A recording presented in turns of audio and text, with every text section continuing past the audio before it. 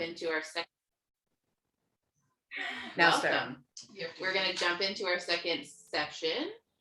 So if you missed the first one was all about the advantages of breastfeeding, and we had some very experienced moms here in the room who shared some amazing advantages. So please go back and listen to that one also.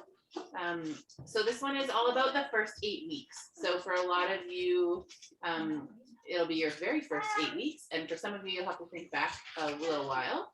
But it's really important, and I always tell moms at this part in the meetings, when we had meetings in person all the time, was this is a really cool meeting to think about what you did do, what you found helpful, and then to be able to share that with mom friends. So it's like a full circle kind of situation where moms go to you and say, oh, I'm really struggling with this.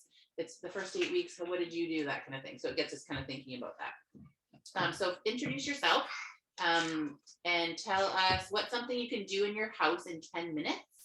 And also a piece of advice that you got that was really helpful for breastfeeding. So what's something you can do in your house in 10 minutes, and also a piece of advice that you found was really helpful with breastfeeding. And just in case the introduction wasn't included in this, I'll introduce myself. I'm Daleen. I founded Breastfeeding Mamas and also Lactation Consultant. So we thought we'd put these videos together just to be able to give some education out there for moms, and also this really cool peer support piece, which you'll see in the video, which is really awesome. So Janet, do you want to go first this time? Sorry. Oh, I'm not ready. something you can do. She didn't know I was going to call it. Something you can do in your house, and if you have 10 minutes to yourself, or free 10 minutes, and also what kind of something? Anything. Well, something you can do in your house in 10 minutes. And then the other question was, oh my gosh. I'm like, I can make out in the kitchen. A good piece of advice. Oh, right. A good piece of advice that someone gave you about breastfeeding. Okay. So if I have 10 minutes to myself, what I can do in my house other than speed cleaning, Yeah. just some yoga. Okay. Or just some gentle movement, Nice. make a cup of tea. Yeah, especially, and sorry, this is in regards to breastfeeding, right? So Or thinking about those first 8 weeks when you had maybe 10 minutes to yourself at a time. What's so one that you thing would do? I really love to do, which because especially in the first 8 weeks when there's not really a routine and you can feel a little bit out of sorts because of it, I would always every afternoon make myself a cup of like special hot chocolate. Like a medicinal one that, and then just sit and drink that. So it created like a kind of routine in the day that made me just, made me. Sorry, and the best piece of advice I've been getting about breastfeeding. Eggs, honey. Yeah. Can I finish talking? I'm sorry. I'm trying to think about the best piece of advice I've been given. Oh my gosh.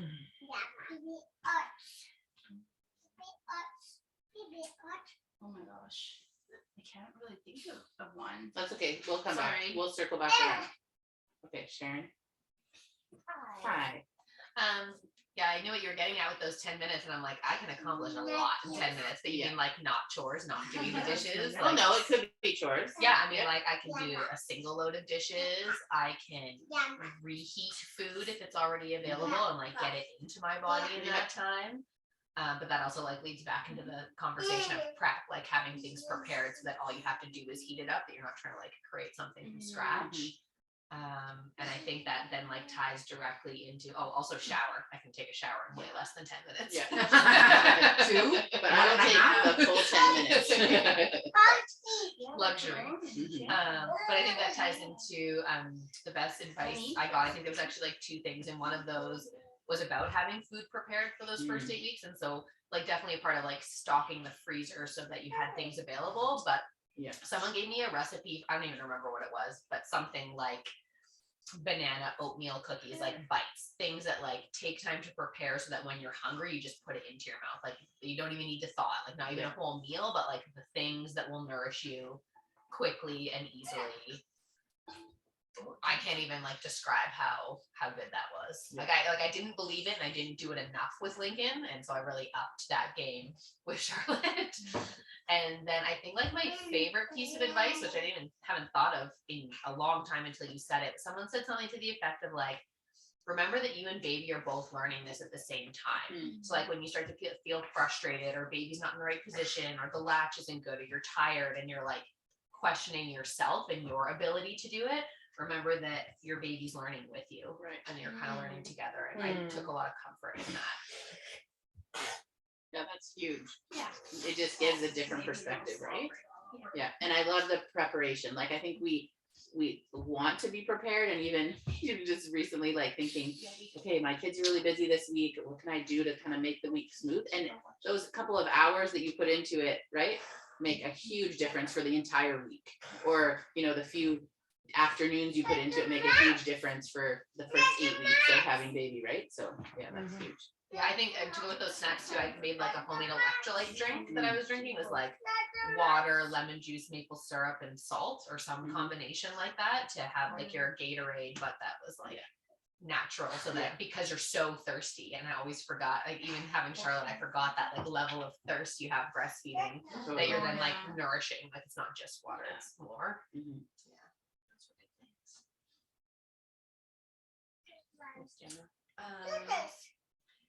Yeah, I mean, so many things. Like what I would definitely recommend to like a friend or a client, and like what to do if you have 10 minutes to yourself, is like something to like drop in and nourish your nervous system a little bit. So like breath work, even just like laying on the floor for a couple minutes. Gentle movement, or an embodiment practice of some sort would definitely be my go-to. And I think the best piece of advice, especially for like the early months, was like as much skin to skin as possible. Oh, good one. Skin to skin all day, every day. Yeah. And did like, and it definitely helped living in Bali. But I would just like have her in the ergo with like her just in a diaper and me without a shirt on, and then we could like just skin to skin all the time, and it just like helped so much. Especially like I would notice our breastfeeding relationship do so much better when we like really made sure to do skin to skin every day, especially in those first couple of months. Yeah, it's so important for like, I mean, it just amplifies all of the benefits of breastfeeding so much, and like the mental health stuff, oxytocin, and baby regulating temperature, and regulates her heartbeat. I mean, everything. It just like skyrockets all the amazing benefits of breastfeeding. And still, like Luna 4.5, we're still skin to skin almost every day. We have a good skin to skin snuggle, and it's just the best. Yeah, skin to skin is huge. And yeah, you touched on all the reasons why it's so amazing. There's one doctor out of Africa, and he says that the only reason why babies are born at 9 months or 40 weeks is because they get too big, right? Like we can't physically keep them inside, but the next trimester, so the next couple of months, is like where on your chest is their habitat. Like that's where they need to live there. And there's so many reasons why, and Gemma touched on a lot of those. So yeah, that's huge. Skin to skin for sure. We still do skin to skin cuddles. Like Alex is 11, and if we're snuggling, I'll just go like, "Do you want to do skin?" And he goes like, "Yeah." So he'll pull up his shirt, and I'll pull up my shirt, and we'll have our like bellies pressing together. Yeah, it's super sweet. And I think it's really important, especially for like young boys, because it's so frequent for like young boys to sort of get that like stiff upper lip, like don't cry, right? And like so they don't get that nurturing necessarily as much. So that's been something that I've really prioritized. Like, oh no, like I'm still here as a warm snuggly space, even though you're 5, 6, 7, 12. We regulate their nervous system. Yeah, like it's their job. Yeah. Honestly, regulate their nervous system. Skin is such It's a big tool for that for sure. What's something you do if you have 10 minutes? Sit down. Sit down now. Sit down, lay down, get horizontal. Yeah, I really like the psoas release with like the quivering legs. So that's a really like lovely nervous system regulating exercise for sure. Lena's very pregnant. You can't see, but she's very pregnant. So laying down sounds lovely. Yeah, laying down is great. And what's the piece of advice that you've had about breastfeeding?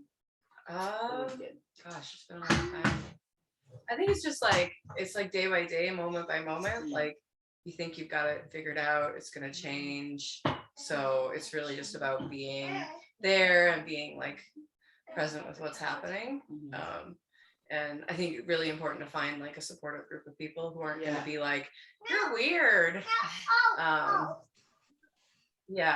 if you do feel like you're getting flack from like people around you or like extended family members or whatever, like having a couple good facts under your belt so you can be like, oh yeah, but did you know? And then sort of like push back and be like, you don't understand why this is important. And then finding your group of people. Yeah, The you don't have to fight that, Yeah. right? Like place where you don't have to fight, and then also having sort of like this is what my elbow's up, being like I can defend my own choices and having that. When Alex was 2, I was like, oh, we're at the far end of normal right now. So I went and did some research on like mammals and breastfeeding, and was like, oh, like most mammals don't finish breastfeeding until the adult teeth are like all in and the immune system's fully formed, and they're at 30. It was like 30 to 60% of their adult height, which like for humans is somewhere between 4 and 7. And I was like, oh, we're doing this all wrong. We gotta, So then I had those and I was like, okay, anybody give me flack? Like I got a little like F you for them to be like, I know better. I did reading. Did you do any reading? No, you're just throwing like propaganda at me. Nah, a little bit of fight in there, but I think the only thing I would add is when you're talking about like minutes to yourself, so something someone said triggered me that like if I think back and remember, even though it was summertime when Lincoln was born and we were in the hospital for the first week and a half with him, that like we spent a lot of time inside. So I'd say like get outside. Even like so if your 5 or 10 minutes is like on your deck or like even just like in your window or door with that open to like get some sunlight, to take a breath. Like that doesn't mean you have to go for a big hike or do anything like really exerting. Your feet on the ground. Yeah. And just experience that, because like we're very outdoorsy people, but I found in those first 8 weeks, because you're so like kind of like out of sorts and you don't know what you're doing, and there's like some safety or comfort being in your bed or being in your chair, that it's like almost hard to like overcome that like getting outside a little bit. So Reed, what about you? What's something you can do in 10 minutes when Rory's having a nap? I usually, like unload the dishwasher, do dishes, try to get tidied and just kind of ready. So that way when she wakes up from her nap, it's just like a smooth transition. But a lot of times I'll just like, get horizontal, rather catch up on my emails or just have a tea, just kind of take a breather, because I feel like you're on all the time. So when you have those 10 minutes, it's nice just to take them for yourself. That's a great idea. yeah, totally. And a piece of advice that you got, Reed, that was helpful? Definitely go into breastfeeding with confidence. Like I felt like that was a huge one for me. I was lacking a lot of confidence, and then it wasn't until like probably around 3 weeks where my friend was like, just go in with confidence. Like your body's got this, Rory's got this. And yes, it's learning. So I think it's easy to kind of doubt yourself, but like she is getting enough milk. She is like happy, and things will click. It just takes time. So I definitely go into breastfeeding with confidence, because I felt like now, knowing what I know now, my next baby, I'll definitely be like, I got this. Whereas before I felt like I was lacking that confidence, and it definitely showed with our experience. So it's just, trust your body. Miss Janet, did you think of a piece of advice? You I did? Sorry. I knew you'd think of one.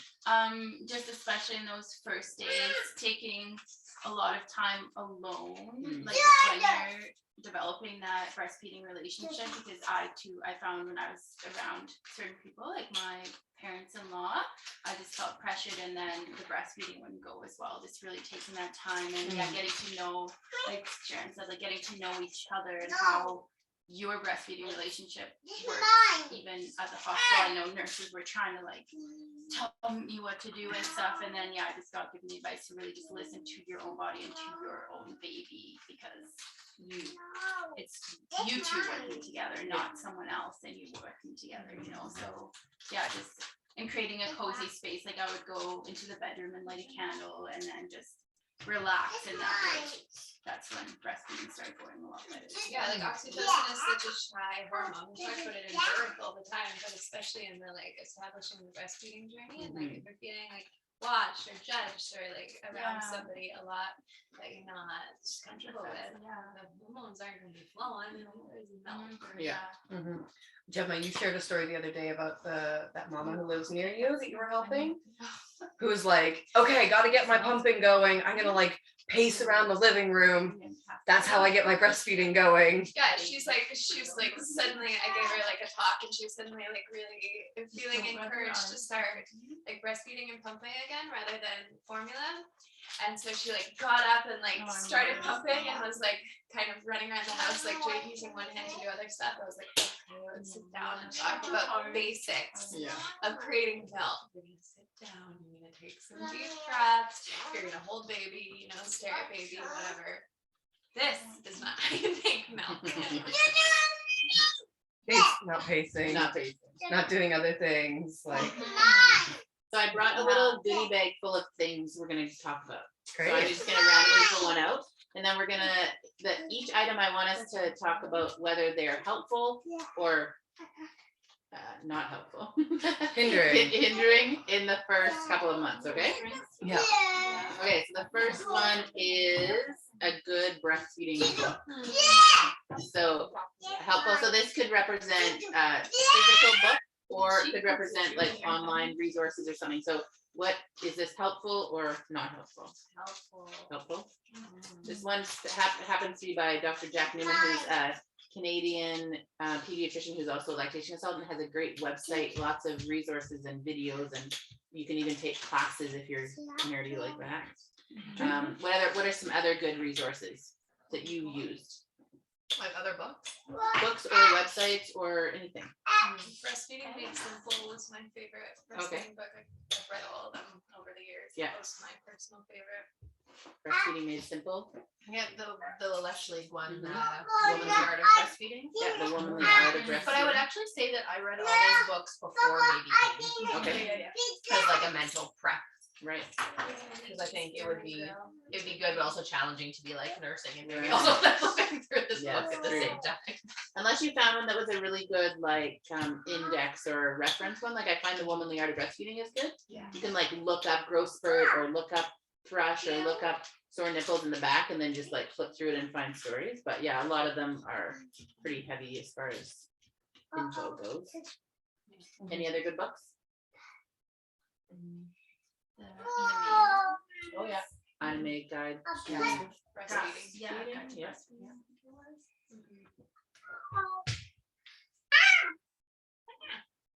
Yeah. I'm trying to think. So anything by Jack Newman, anything by the Sears family. Dr. Sears is also a pediatrician. He wrote like the birth book, the breastfeeding book, the baby book, all those books. Really good referencey kind of books. And he's a super breastfeeding advocate. What about websites or places online that you've gone to find info?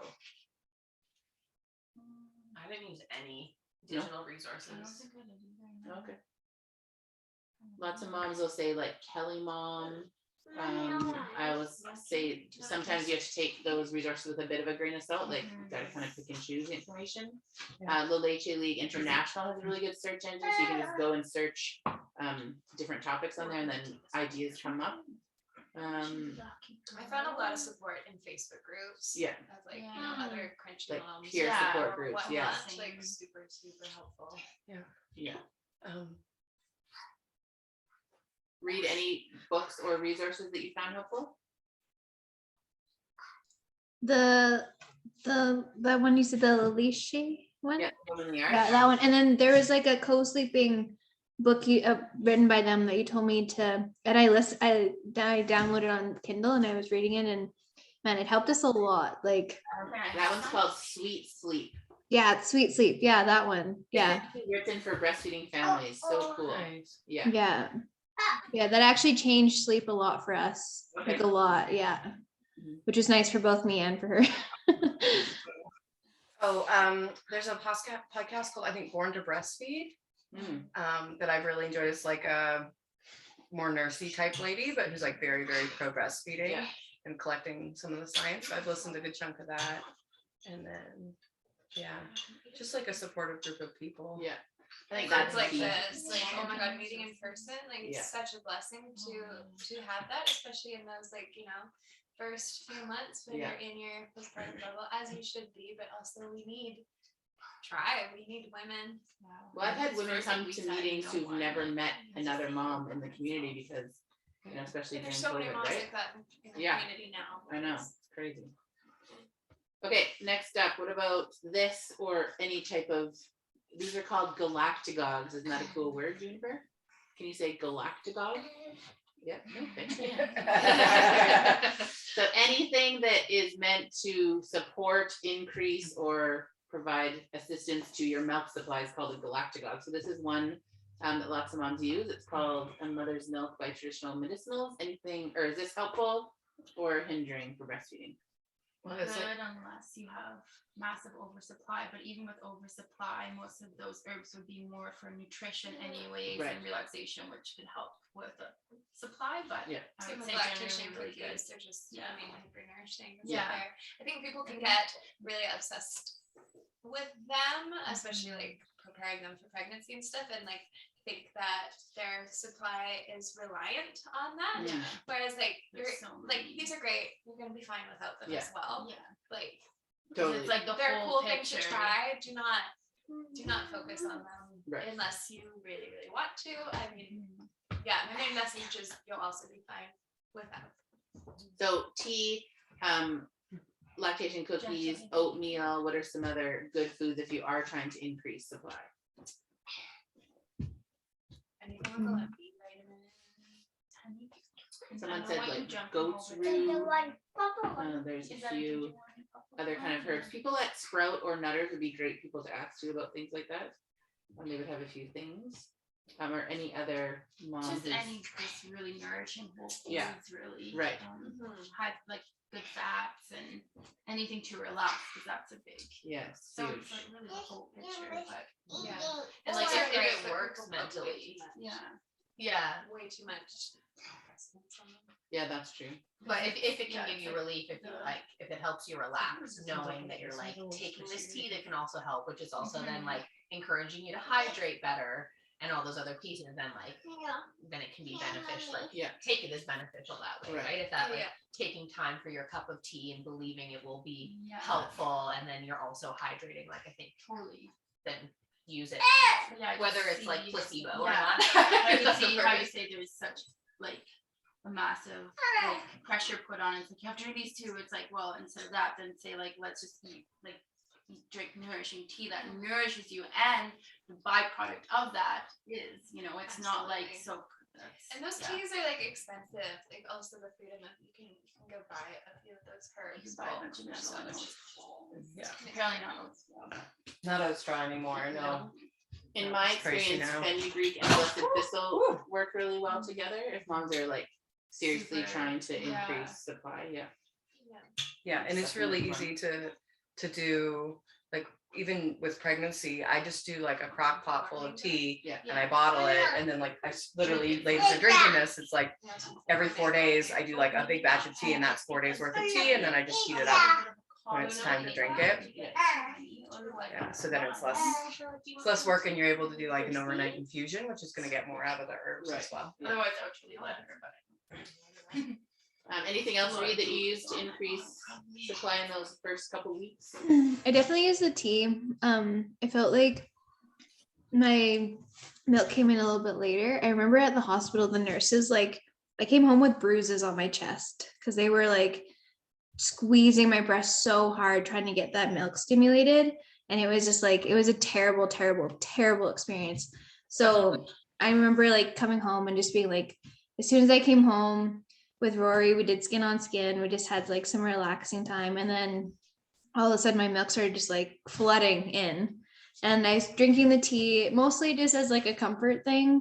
Just like you said, like knowing that, okay, this maybe will help, but it's also hydrating and it's tea, so it's comforting. But yeah, just with that experience, I was just like, I was concerned about my supply. So I definitely felt like mentally that was helping me and probably helping her. But yeah, my experience at the hospital was not very good when it came to that. So but yeah, that's pretty much all I used was the tea. Just need Wasn't basic safe for bodily me. autonomy.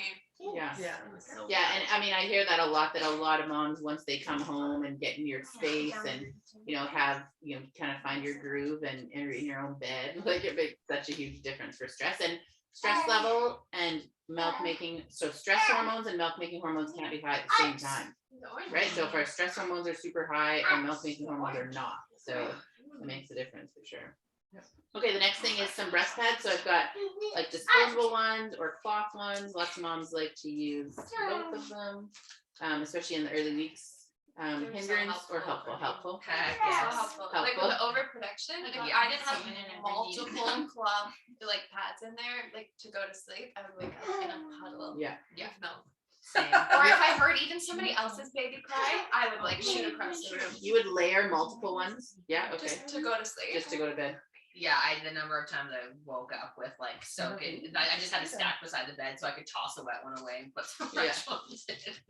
And then you also feel like you can go in public without having like an embarrassingly wet shirt or Right. other. Even just other seeing a stuff. cute baby, I could like shoot Oh, across yeah. the room. Like, oh my god. I'll never forget Oprah Winfrey. This was a long time ago. She had a makeover, like a mom's Mother's Day makeover.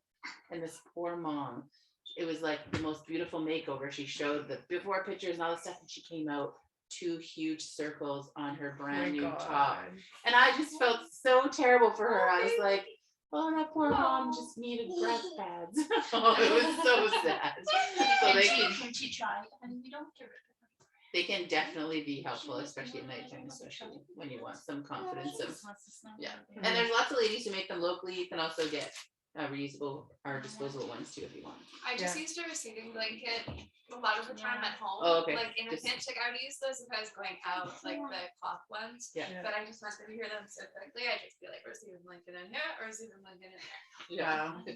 Yeah, and I didn't use them at all. Oh, okay. I think I ended up using them to like wipe butts and stuff. Cause I was like, oh, I don't know, it like wasn't. I can think of like 1 or 2 times. But Alex was on me all the time and Right. nursing all the time, and it just wasn't like I didn't have the oversupply like Gemma. Yeah, I didn't have I was also like working from 3 days after, so it's probably like some stress. Right. We didn't have problems with our breastfeeding, but like it definitely wasn't in like full on relaxed mode. Yeah. Are those your flowers? Hi, Miss Rory. Welcome home from your nursery. So sweet. Okay, next thing is one of these little guys that could represent a hand pump or a regular pump, helpful or hindrance. Helpful? When I can think they work better for slim moms than others. They just really. I didn't end up using mine, but I've heard that they.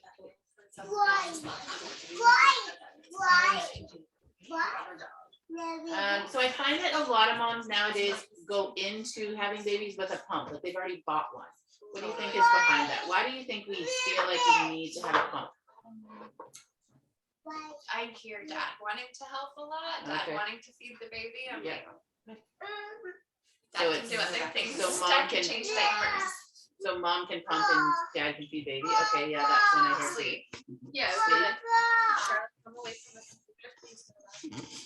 Yeah, and like it's from a place of kindness, right? The dad's like, I'll let you sleep through the night because I'll wake up and like do that rotation or whatever. So you're not sleeping through the night.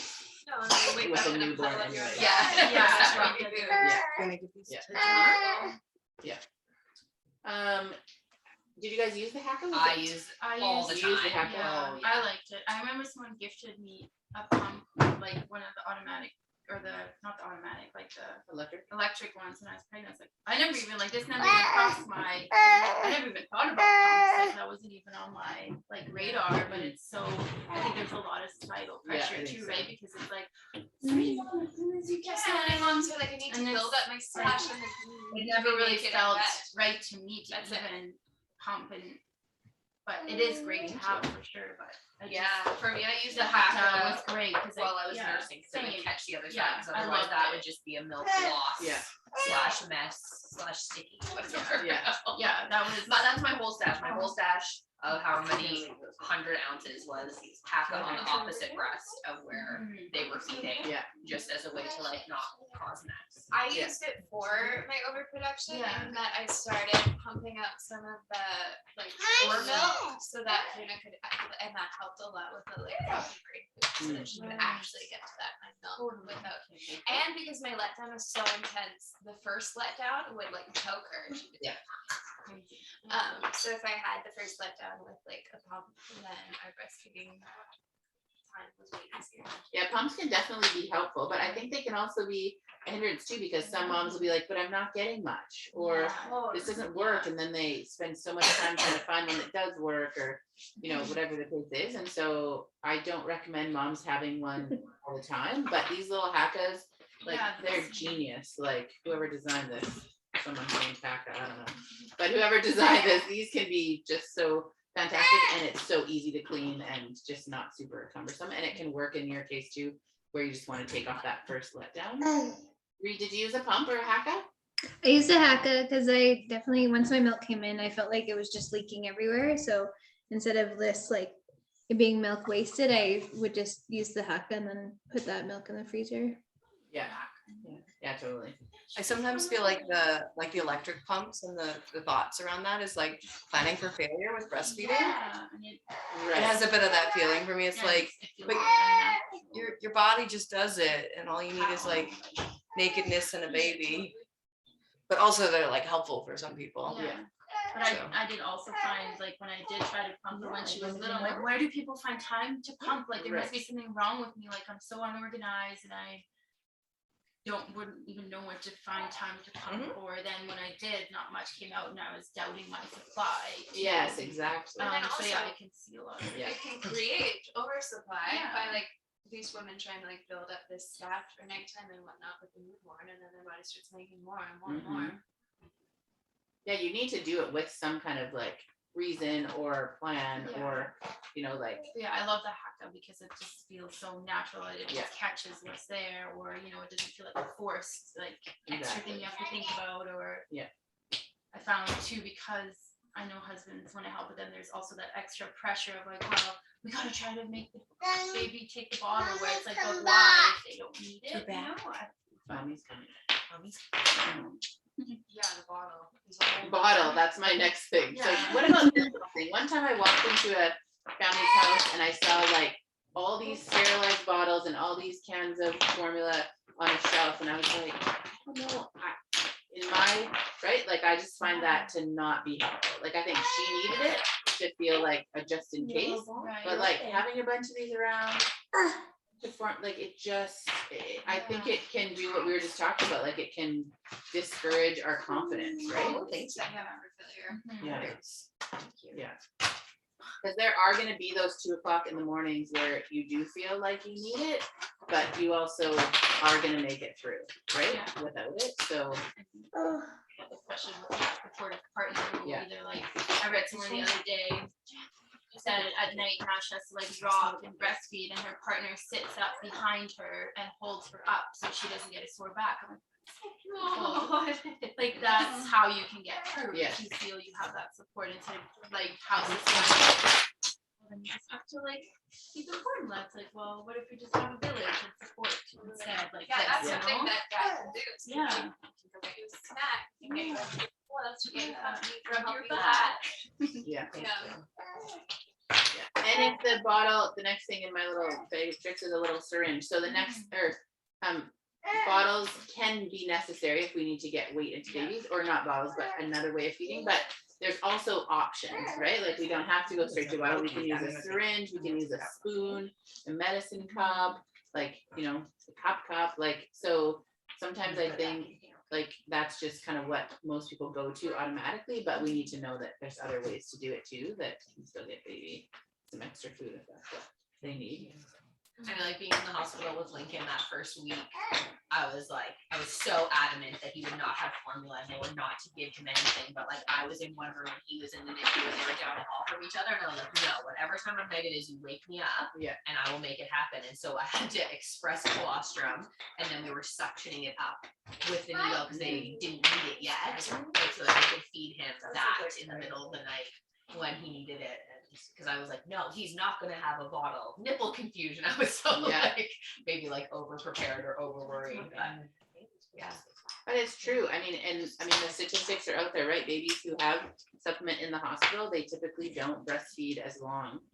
There's extra hurdles for moms to overcome. And I think it speaks back to this confidence piece, right? Like you go into it knowing that you're going to breastfeed and all of a sudden your baby needs, or someone tells you they need something else. You're like, well, maybe I'm not enough. You know what I mean? And then, so it's huge for confidence.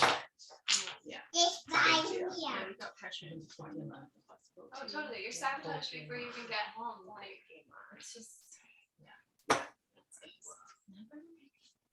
Mom will be there. It's so funny. Everything, our conversation has been like right to the next thing that I've got. So the next thing is a little card with some breastfeeding resources on it. So why is it important to have kind of this stuff in your brain beforehand? Is it helpful to know where you're going to go for support, where you're going to get information, or is it?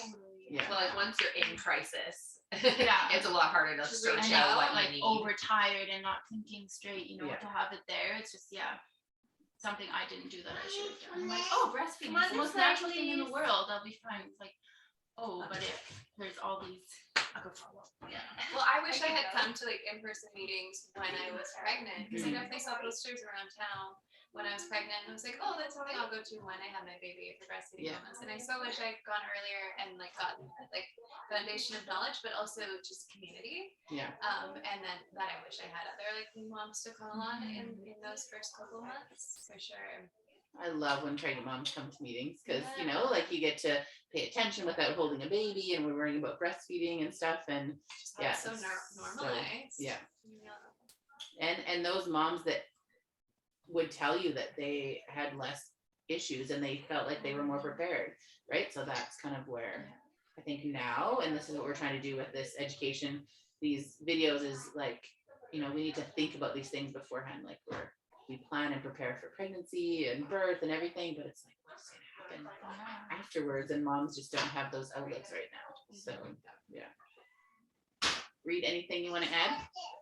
I definitely wish I had done more research and had more resources when I was pregnant. Like I wish I'd done that work, because I definitely went into it being like, oh, it's the most natural thing, it'll be so easy, and then it definitely wasn't. So it definitely got there, but it definitely takes learning, takes time. So yeah. That's hard.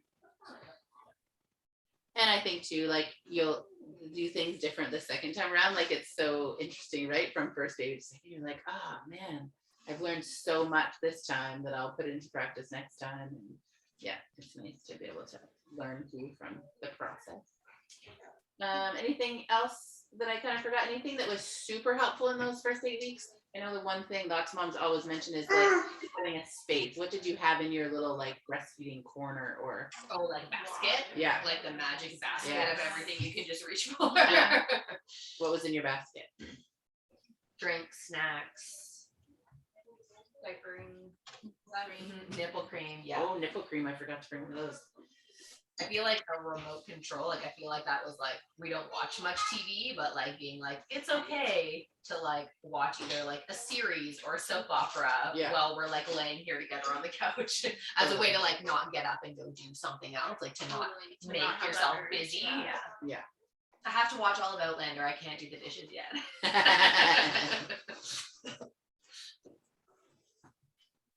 What else is in your corner? having Pillows. pre-made food. Yeah, always snacks, especially in the middle of the night, because around 3 a.m. I would wake up hungry. Yeah. And Jared would be doing night shift, and I couldn't move. I'm like just like growling. I would like prepare a table like before I went to sleep for the like get the breastfeeding pillow out and water and snacks. Yeah, and you said pillows, but like breastfeeding pillow also. Like I think I was so one of those moms who's like, I don't need all this stuff, and then like a couple weeks in being like totally broken and hunched over, being like, oh, this is a useful, helpful tool, like not some unnecessary thing. And I think that's part of it too, like taking the time. And I think you might have emphasized this with me, Daleen, is like taking the time to set up. It's not just like baby needs milk, like shove it on. It's like, hey, what do I need? Like, what does my comfortable space look like? Where are my pillows? Oh, did she take it off? I don't think I actually have one in here. Oh, here, I have one. She can, hi, you got a beer bump? Naked baby alert. Okay, come on, Charlotte. Ow, She started taking them off when they're dirty. Oh, you brought a band here. But yeah, like that setup ahead of time. Yeah. And it makes a big difference because then you're comfortable for longer and baby's comfortable for longer. And then if baby falls asleep and you want to fall asleep, you've got it. And you're not like going to put them down and then they would help. Yeah, that feeling of being stuck on your baby when you like you're so hungry. You have Have to pee. You have to always go to the bathroom before you sit down to breastfeed. Anything else, Reed? What did you have in your little breastfeeding corner? Yeah, I had the pillow, the breastfeeding pillow, and then I always had some snacks and then my water bottle. I literally had to bring my water bottle everywhere because I just felt, and I had like the big water bottle because it just felt like there's those times where you are so parched. And then I had the chapstick too because I felt like it was winter when she was born and it was dry, and yeah. And then the nipple cream, that was a big one for me too. The nipple cream. Awesome. Those are some great ideas. Anything else in the first 8 weeks that we kind of missed? We kind of talked about a lot Like of. we talked about food, but I think like asking people to bring food, like if you're able to organize a food train, like so when Lincoln was born, we lived in Kelowna, so we were like in the city, so we had different people bring us like takeout, like maybe not like the best choices for health, but like for ease and convenience and for someone else bringing it to you, like it's great to have a freezer stash of food that you can heat up, but like having people care for you. Because like you're doing all this caring for this tiny person, right? And you're like, forget yourself totally. I think it's like a small thing that's really special. I mean, it's just asking for help in general, and that like knowing that your circle of support really wants to help you, and they just genuinely don't know how. Yeah. I mean, I always kind of to like have a little like list on the fridge or chalkboard or something of like some things that need doing and not being able to get to, like have a list of things. If somebody's coming over, they're gonna say, "How can I help?" Yeah.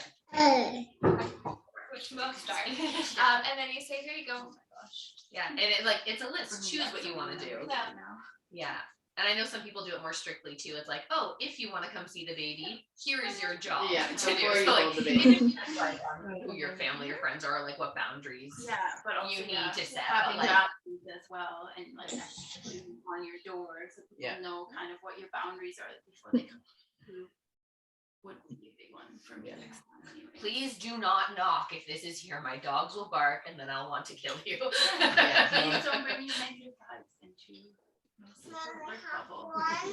Oh wow. If Yeah. you're stressed, that's a No COVID talk. And we've lost that like cultural, like I don't think in Canada we really have that where like once I worked with a mom from Korea and like her family like did everything for her in the weeks afterwards. Like she wasn't even supposed to get out of her bed other than just go to the bathroom. You're Right, not and even they- allowed to shower. No, they You're fed supposed to, her, like, everything. And I don't think we do that here, right? Or a lot of families and groups don't. So having friends set up meal trains or having friends, bring food or do laundry or watch other kids or pets or whatever, like that's huge. And I think taking your dog for a walk, that's huge too. and I think it gives people a thing to do, right? Like people want to love on you and they just don't really know how or Or like, and don't want to impose too, like don't want to like make you feel like you're incapable. And so like, it, depending how well you know that person, it's like, I want to be kind and generous, but am I like disempowering you by like saying I'll do all these things you normally can do yourself, right? Yeah. And so like, yeah. not Which coming is over hard. to hold the baby. Aww. Sounds like a new mother. I always make a point of when I touch base with new moms, even before I've even met them or even just a friend, I'm like, how are you? Like you just went through probably the biggest thing you've ever done in your whole life, giving birth, and how are you? Whereas everybody's like, oh, how's the baby? It's like the baby's fine. How is the mom? How are you doing? Yeah, and that's true. Exactly.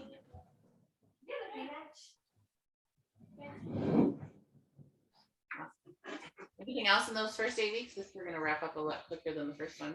less of an But alphabet. you got any thoughts in your head for Oh. those, with it being more imminent? Gosh, I have a question about like how to actually do the asking. Like Hmm. I have a so I'm pregnant and I totally went through and like did some of the postpartum planning books and like read through that and was like, oh right, I went like and I've been through postpartum. My mom did a lot of stuff because I was living with her for the first one, but then it's like it feels like the amount of things that will need help is like so many that to even like ask feels like it's like, hi, I need help with my whole life. You know, Well, someone's gonna ask you, what can I do for you? So that's what you need, is you need a list of things that someone says, what can I do? So the top one should probably be a meal train or something. Yeah. Right. And then once you have that ticked off, go to the next one. The next one is a play date for Alex, or whatever the case is, and you just gotta, as soon as people ask, right? So I think if you're not great at asking, then you need to be able to have the answers when people say, what do you need? Because And I would always say, like, look at the list. Here's my list. Let me share my Google Doc list with you. Like if it's a list on your fridge and something's that's what I over, then would you do. can Yeah, say you like, exactly. So you all don't of have the to say things the on the words, list are feel like, comfortable. are really Up for grabs, helpful yeah. and like As you think of do what you're happiest doing. Because maybe someone doesn't have children, so making a play date doesn't work for them, but like they're super happy to do laundry or Exactly. whatever those trade-offs are, right? Yeah.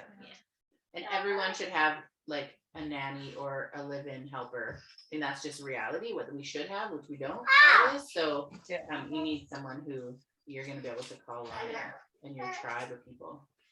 Excuse me, no, thank you. Many somebody's if possible. Oh, Yeah. no. Right. Who is this?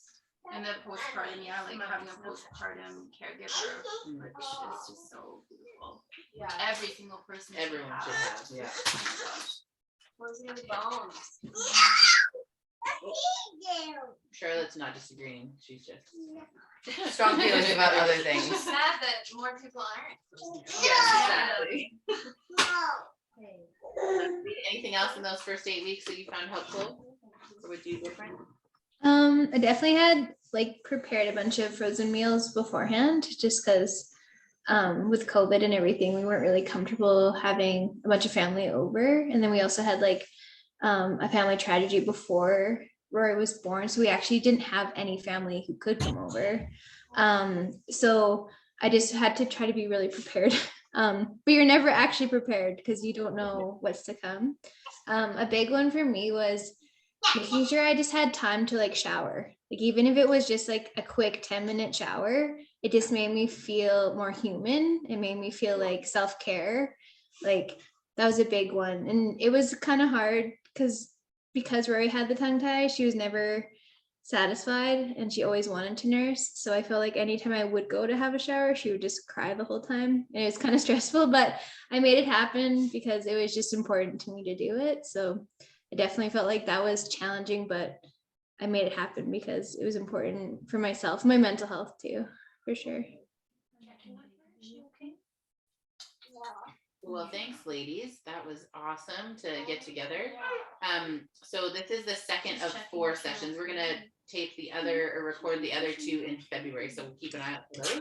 And we're gonna post them as individual ones, so it's not so overwhelming time-wise. So thank you. If you have questions or comments and are watching this, feel free to post underneath or message Breastfeeding Mama's page or myself. And we'll make sure you get some support for WyldBirth. We'll have links to everyone on there so that you know where you can get support. Yep. All right.